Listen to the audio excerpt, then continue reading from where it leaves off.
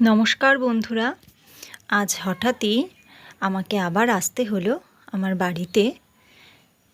তো এটা হঠাৎই ঠিক হলো, একটা দরকারি আমাকে বাড়িতে আসতে হলো। তো তার জন্য আমি কিন্তু আজ একাই বেরিয়ে পড়লাম। একা না, আমার সাথে আমার 2 ছেলে আছে। তবে এই প্রথমবার এত দূরের রাস্তা, এতটা জার্নি ওদের বাবাকে ছাড়াই আমাকে করতে হবে।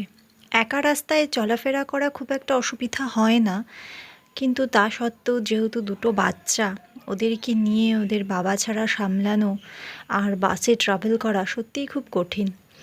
তো যাই হোক, চলে আসলাম শিলিগুড়ির বাস স্ট্যান্ড থেকে। ওর বাবা আমাদের বাসে তুলেও দিল।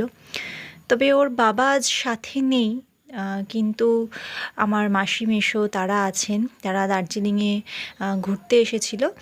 তো আজ ওদের সাথেই এক বাসেই ফিরবো। তো এই জন্য খুব একটা অসুবিধা আজ হবে না। তা না হলেও প্রথমবার ওদের বাবাকে ছেড়ে যাচ্ছি। প্রথমবার যাচ্ছি বলতে এতটা দূরে 2টো বাচ্চা নিয়ে। তো যাই হোক, আপনারা আমাকে আর আমার বড় ছেলেকে দেখতে পেলেন। কুট্টুস তখন আমাদের কাছে ছিল না, ও ছিল ওর ওই দিদুন দাদুর কাছে, মানে আমার মাসি মেসোর কাছে। তো যাই হোক, তো বাস তো ছেড়েও দিয়েছে, আমরা অনেকটা রাস্তায় গিয়েও এসেছি। আর এই যে তারপরে কুট্টুস আসলো আমার কাছে, তখন অনেকটা সন্ধেও হয়ে গেছে। তো ও একটু দুষ্টুমি করছে, বায়না করছে, আসলেও আমার হাত থেকে ফোনটা চাইছে, ফোন দেখলেই হয়। তো যাই হোক, তারপরে বাসটা কিছুক্ষণ পরে থামলো একটা হোটেলে।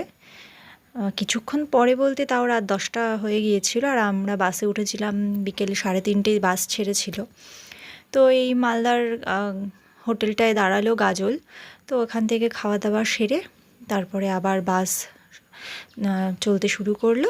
দেন ঠিক ভোর 3:30টার সময় আমরা ধুবুলিয়াতে নেমেও পড়েছি। আর তারপরে রেস্ট নেওয়ার পরে ঘুম থেকে উঠে এই যে আমার কুট্টুস। তো আজকের এই ছোট্ট ব্লগটা এখানেই শেষ করছি। সবাই সুস্থ থাকবেন, ভালো থাকবেন, দেখা হবে পরের একটা ভিডিওতে।